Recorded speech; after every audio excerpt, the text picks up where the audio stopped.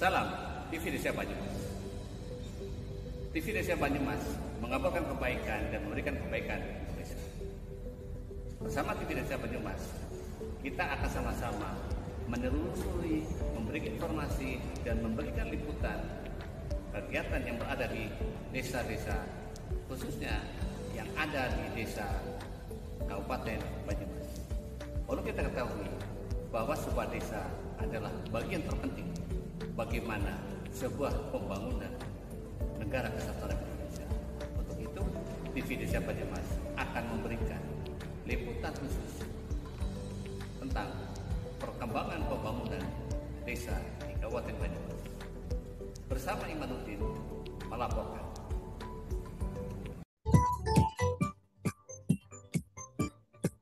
Adanya pengumuman lomba untuk lomba serta seminar SDGs Desa. Nah, ini kan banyak sekali terjadi kendala atau ada kendala keterkaitan dengan data SDGs yang tentunya yang ada di dashboard. Nah, ini mungkin Bapak bisa menyampaikan keterkaitan dengan ini. Mungkin ada beberapa desa yang terkendala untuk mengikuti lomba tersebut karena memang kriteria dari penilaiannya kan juga sudah jelas tertera di surat edaran dari Bapak. Mungkin bisa disampaikan keterkaitan dengan sulitnya desa untuk mengakses dashboardnya SDGs. Ya, jadi surat itu sebetulnya sudah agak lama sih. Tapi sengaja ditunda sampai tim teknis itu memperbaiki dashboard SDGs gitu. Makanya penilaiannya kan juga ditunda, pengambilan datanya ditunda sampai bulan Mei gitu ya. Dan itu nggak terlalu sulit sih bagi tim penilai awal ya, kecuali kalau yang ke lapangan gitu ya. Kalau penilai awal kan sepenuhnya berbasis database. Nah, saat ini yang sudah melaporkan itu bahwa pengisian itu sudah bisa dilakukan sampai ke level individu ya. Kan kemarin kan kesulitannya di individu. Menjelang Lebaran kemarin, info Bu Kapus Datin, tim aplikasi itu sudah menyelesaikan yang individu itu. Makanya suratnya kemudian saya tanda tangani gitu. Tapi sengaja diundur, nanti di Mei saja baru diambil datanya. Nah, yang sering disampaikan Ustadz Sabana mengenai desa-desa baru, itu saya cek memang belum masuk gitu. Jadi nanti hari ini jam 10 itu ada rapat dengan tim dashboard SDGs itu. Nanti saya cek itu Mbak Tias, supaya yang tidak bisa masuk itu bisa bisa itu, yang desanya belum ada supaya bisa bisa masuk duluan. Jadi ada waktu 2 minggu lah untuk mengisinya. Untuk juga termasuk yang Kang Iman sering sampaikan, eh, yang masih salah-salah desanya itu, ya, itu kode desanya nanti biar diperbaiki. Tapi intinya sih, eh, di samping lomba itu ya memang lomba itu isinya datanya terisi, tapi juga apakah pencapaiannya sudah bagus apa tidak. Ini direncanakan Pak Menteri akan menyampaikan pidato karena diminta oleh Bank Dunia. Mungkin nanti hari Rabu, Pak Menteri menyampaikan pidato tentang desa-desa yang tanggap perubahan iklim. Jadi eh, kalau kami cek sudah ada beberapa desa yang dapat PIN untuk itu. Secara keseluruhan nanti minggu depan akan saya perintahkan Bu Kapus Datin untuk menyampaikan langsung Mbak Tias mengenai lomba itu. Kemudian dari tim teknis di Pusdatin akan menyampaikan nanti minggu depan di acara kita itu tentang perbaikan-perbaikan yang sudah dilakukan. Dan kalau masih ada kesulitan biar nanti diselesaikan. Untuk dari kemarin, nanti saya cek hari ini itu pengeluaran rumah tangga, pengeluaran pengeluaran per kapita per desa yang sebetulnya datanya realnya adanya di SDGs, bukan di edisi desa, bukan di mana itu, bukan di IDM ya. Nah, nanti kami akan bagikan sepenuhnya dari hasil SDGs itu. Sehingga buat rekan-rekan yang akan mengisi di dalam isian IDM yang ada kesulitan mengenai berapa pendapatan per kapita, supaya lebih real ya. Maka nanti akan kami bagikan hasil dari yang ada di SDGs Pak. Kalau saya cek sampai pagi ini tim datanya belum memberikan hasil ke kami. Jadi kalau belum berarti ya masih dikerjakan. Kira-kira strateginya adalah dengan cara mengolah, kalau saat ini ada 107 juta data warga, kemudian pendapatannya ditanyakan. Satu lagi adalah pengeluaran yang langsung ditanyakan di level desa ya. Tapi saya lebih cenderung melihat pendapatan karena itu tiap warga sih. Kalau yang penilaian eh, di level desa itu ada kemungkinan melencengnya lebih jauh gitu. Nanti akan kami bagikan sepenuhnya di SID nih, Mbak Tias dan kerabat desa sekalian, jadi supaya lebih mudah dan lebih memahami sebetulnya maksudnya apa. Kalau kami cek secara keseluruhan itu total pengeluaran warga desa dan pengeluaran desa. Kalau pengeluaran desa kan gampang ya dari APBDes. Total nasional cuma 126 triliun. Tapi kalau yang dari warga desa itu kemungkinan total nasional sekitar ya hampir 2.500-an triliun gitu ya. Jadi kalau di total-total ya hampir satu APBN negara kita itu. Termasuk sedikit sih itu, angka seperti itu. Jadi memang masih banyak hal yang harus kita lakukan untuk meningkatkan warga desa. Untuk SID, ini info Bu Laila kok sulit diakses ya. Nanti saya cek ini Bu Laila. Iya. Iya, sulit diakses. Ya, mohon maaf. Nanti saya cek semua ini, cek cek stok opnam semua ini. Mana saja yang eh, terkena dari jaringan eh, yang sedang rusak kemarin itu ya. Kami juga nggak tahu itu kenapa rusak ini, belum tahu ini. Apakah ada tegangan listrik yang tiba-tiba tinggi atau seperti apa. Tapi info info hacker itu juga eh, serangannya sudah lebih banyak lagi. Jadi sekarang sudah hampir 7.000 per menit. Jadi apa namanya? Kami menyampaikan kepada rekan-rekan semuanya, hacker yang paling banyak masuk justru sederhana. Dan itu salah satu apa namanya itu hal yang perlu diperhatikan. Kalau bisa segera ganti password gitu. Karena seringkali username-nya itu masih NIK atau NIP atau ya apa namanya identifikasi yang relatif sudah umum itu. Dan kemudian apa namanya sebagian dari NIK NIP kita itu entah di aplikasi yang mana itu kemudian eh,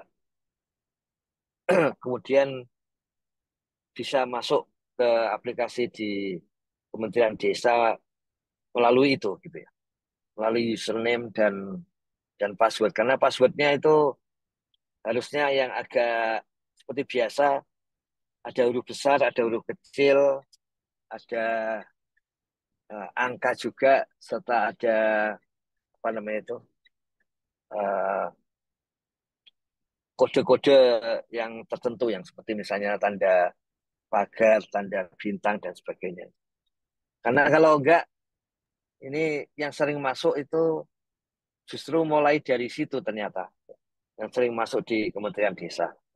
Jadi mengambil data NIK dan NIP dari internet, kemudian mencoba-coba masuk ke dalam kita. Ada yang masuk ke DRP, tapi itu setiap kali masuk tolong kalau ada yang aneh tolong segera disampaikan paling tidak di Sapa Desa ada Bu Kapusdatin di sana, sehingga bisa segera menyelesaikan itu. Tapi selama ini pola hack ke kementerian itu justru menggunakan NIK dan NIP ya. Sehingga nanti ketika masuk ke pusat data nasional di servernya server pemerintah yang dikelola Kominfo itu nanti ada perubahan cara masuk.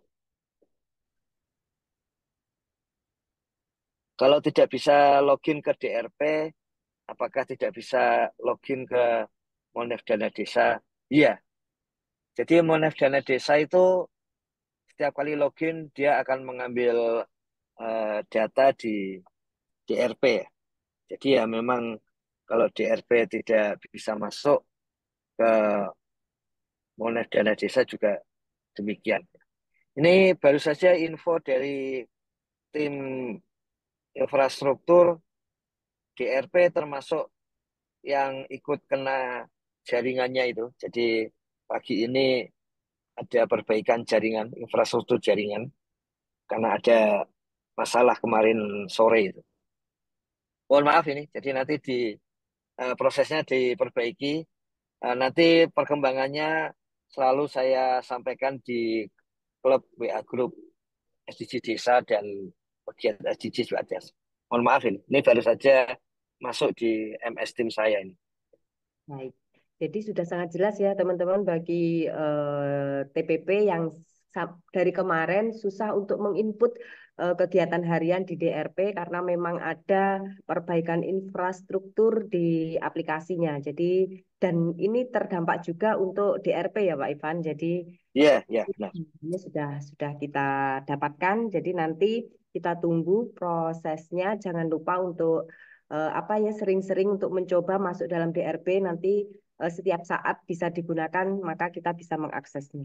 Baik, Ya. terima kasih banyak Pak Ivan. Satu lagi ini yang ditunggu oleh teman-teman keterkaitan dengan aplikasi Monek Dana Desa itu sendiri. Karena ini juga ditunggu-tunggu tentunya Kementerian Desa juga mengharapkan atau ingin mendapatkan informasi keterkaitan dengan serapan dana desa per April ini. Mungkin bisa disampaikan di sini, Bapak? Iya, jadi apa namanya itu? eh, Kalau rapatnya sudah selesai, Mbak. Jadi rapat itu kan kalau kira-kira 2 tahun yang lalu itu tabel-tabelnya disusun oleh pendamping desa sendiri ya, pendamping desa di pusat itu. Manajemen nasional sering disebut begitu ya, Manas. Kemudian sejak 2022, 2023 apalagi ya, itu tabel-tabelnya harus mendapatkan persetujuan dari Dijen Pembangunan Desa dan Pedesaan di PJP. Karena di sana ada eselon 2 yang memang mengurus dana desa. Direkturnya Pak Lutfi. Makanya sebagian dari rekan-rekan kalau ada masalah dengan dinas PMD yang tidak yang kebetulan tidak klop dengan kepala desa sehingga mengganggu apa namanya pencairan dana desa itu yang bisa berkomunikasi ke dinas PMD yang ditugasi adalah Pak Lutfi gitu ya. Nah, 2024 itu eh, 2 malam yang lalu Bu Kapus Datin melaporkan sudah selesai itu rapat dan template untuk tabel 2024. Memang kesulitannya di apa namanya itu di Monef Dana Desa adalah template atau tabelnya itu berubah setiap tahun. Berubahnya itu karena syarat untuk dana desanya itu berubah di peraturan Menteri Keuangan kan. Jadi setiap kali ada perubahan syarat maka tabelnya harus berubah. Dan ketika tabel berubah itu kan melalui rapat ya.